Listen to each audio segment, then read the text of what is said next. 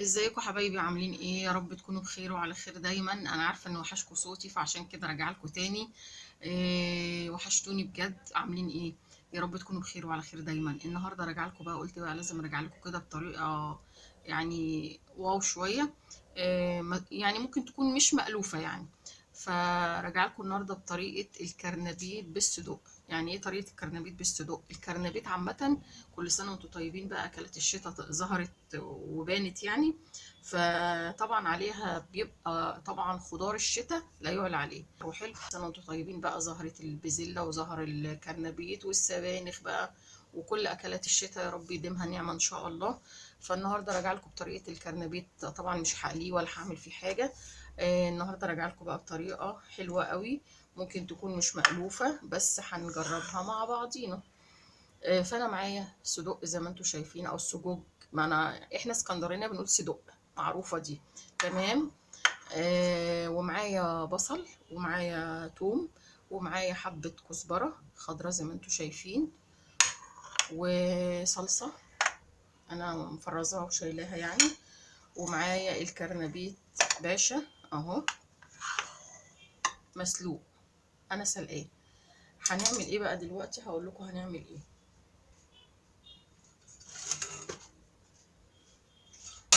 طبعا زي ما قلت لكم انا سلقه الكرنبيت اهو.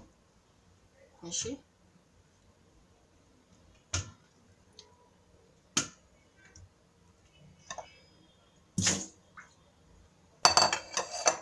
هنعمله ايه؟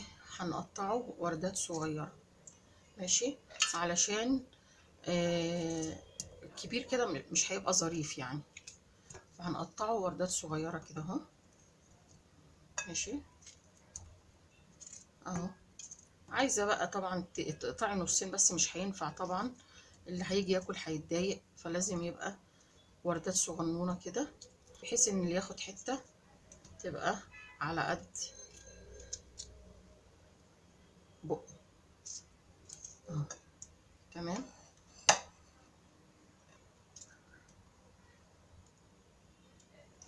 طبعا الكرنبيت له فوائد حلوة جدا جدا، وفوائده عالية.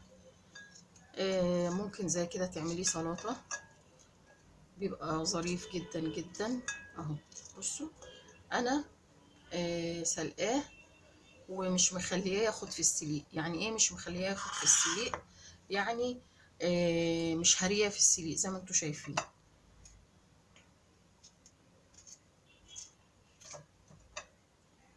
لان هيتهرى في السليق معاكي، هيجي يتحط في الصلصة طبعا، وعلى بال ما ياخد طعم الصلصة هيتهرى منك جدا وهيبقى مش ظريف.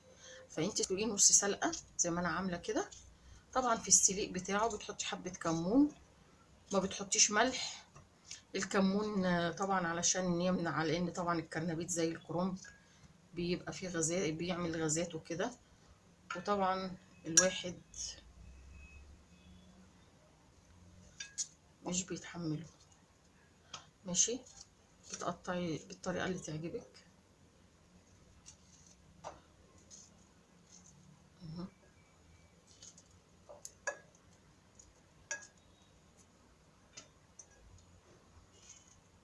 حلو جدا، وطريقته وطعمه بيبقى جميل. فهنجربه مع بعض كده وتشوفوا النظام ايه. اه. خلاص كده. اه. ماشي. نيجي بقى على الصدوق، نشوف هنعمل ازاي. لو انت عايزه تقطعيه حتت كده بالسكينه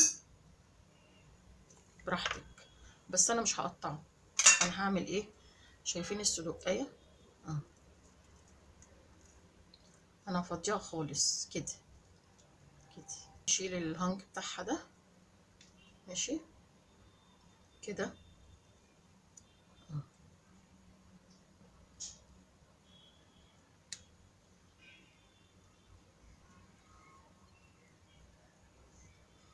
تمام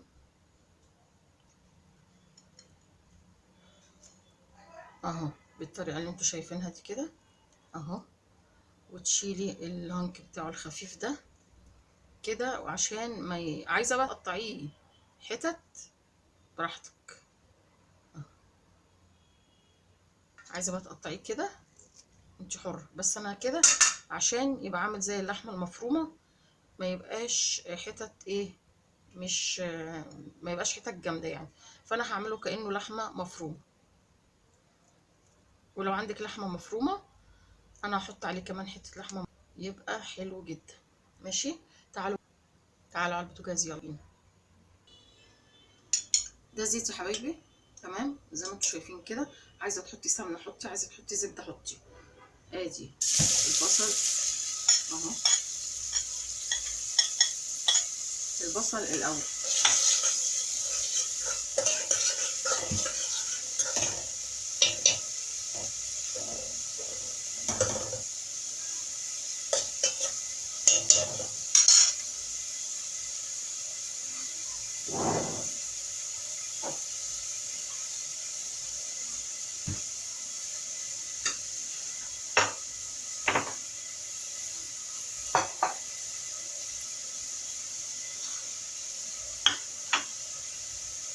هصفر البصله وارجع لكم تاني.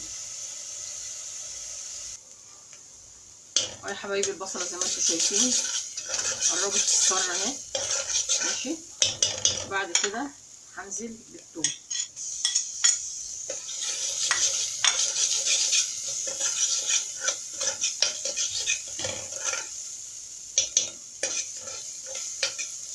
طبعا مش هنستنى على الثوم لما يتحرق، هي بس نشم ريحته كده وننزل بايه،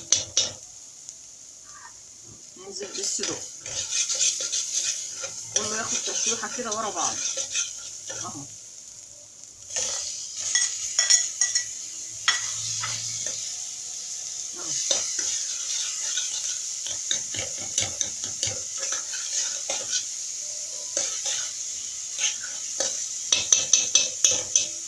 هشوحه بقى واشوريكم بعد كده.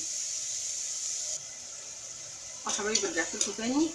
الصدوق زي ما انتم شايفين كده انا عملت فيه ايه، جبت الشوكه وقعدت اعمل فيه كده لحد ما ايه، ما يتفتت زي ما انتم شايفين كده. حد بقى يقدر يفرقه اذا كان صدوق ولا لحمه مفرومه. اه هعمل ايه دلوقتي،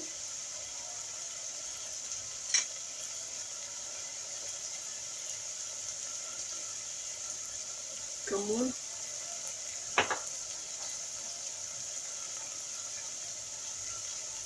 فلفل اسمر،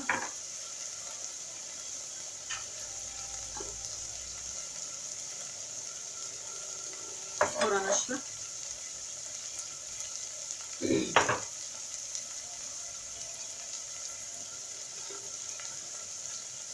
كاري،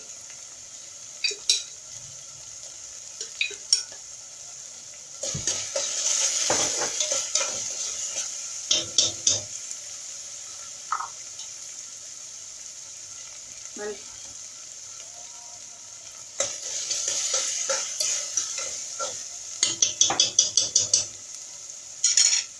الريحه ما اقولكوش، حبه سكر عشان الصلصه.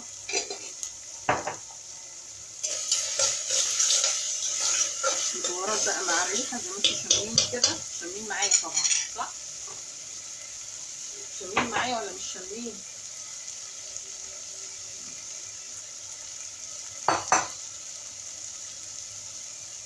اكيد شامين معايا. هنحط الصلصه.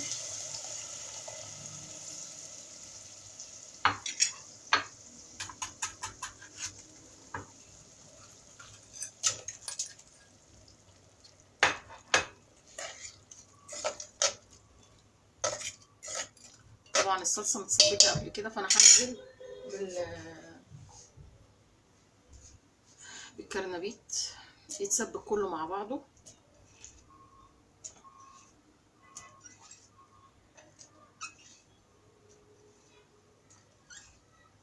عايزه بقى تزودي الكميه تنقصي الكميه براحتك خالص. الاكل ده حريه شخصيه.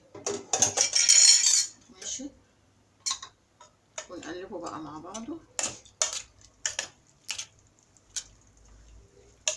طبعا هنزود له ميه تمام، بس ما تزودولوش قوي لان كده كده الكرنبيت بطبعه فيه ميه، فمش هيشرب الميه اللي انت حطاها.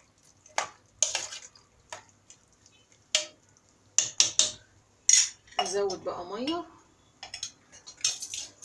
ونسيبه بقى ياخد ويدي مع نفسه لما يكمل سواه. ياخد ويدي مع نفسه لما يكمل سواه، وبالهنا والشفا. نسينا الكزبره هنحطها عادي اهي.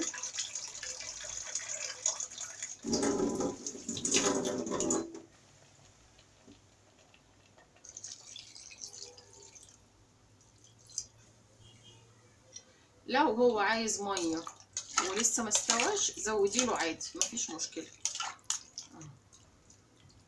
ايه رايكم؟ هو لسه يا دوبك الريحه بجد، الصدق مخلي الريحه حلوه جدا، واهو لا معروف صدق ولا معروف لحمه مفرومه. ده كان هدفي ان احنا نوصله زي اللحمه المفرومه، لان ممكن تعملي الاكله دي برضو بلحمه مفرومه عادي. يلا يستوي بقى وارجع لكم تاني ان شاء الله.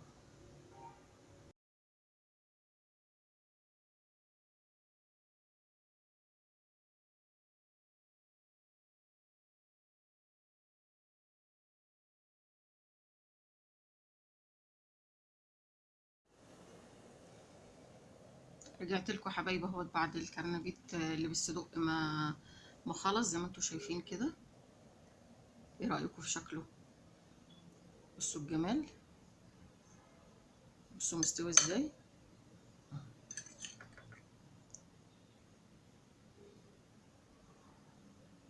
ايه رايكم؟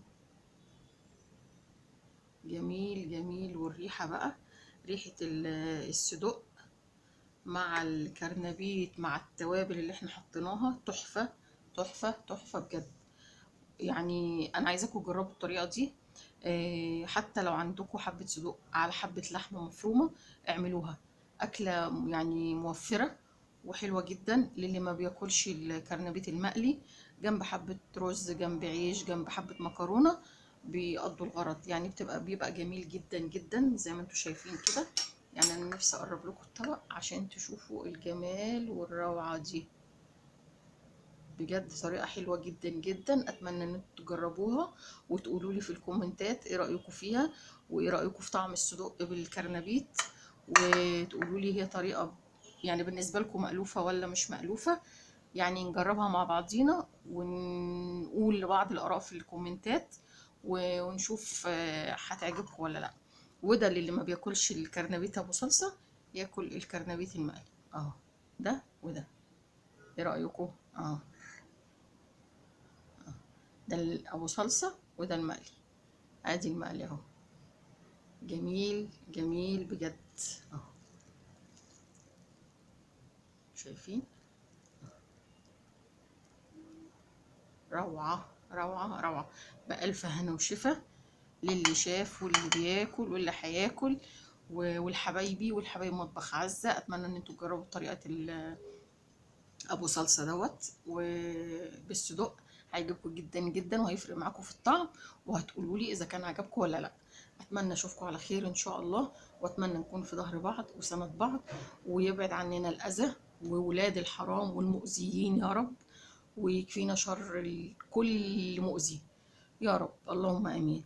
وفي مثل بيقول، يعني مش مثل ده هي حكمة، وديننا العظيم الإسلامي بيقول داين تدان في كل حاجة. عملتي حلو هتتدايني، عملتي وحش هيقف لك. الحلو بيرجع لصاحبه، الوحش بيرجع لصاحبه. داين تدان. يا ريت كلنا نفعل الطيب ونسيب السيء. يعني السيء يعني بتبقى اخرته وحشه بجد. اتمنى ان انتوا تقفوا جنب مطبخ عزة، واتمنى يعني ايه نراعي بعضينا كده ونكون. واتمنى يا رب قناتكم كلها تبقى مليونيه، واشوفكم على خير، وتقولوا لي رايكم في الكومنتات على الكرنبيت بالصدق. اشوفكم على خير حبايبي، مع السلامه.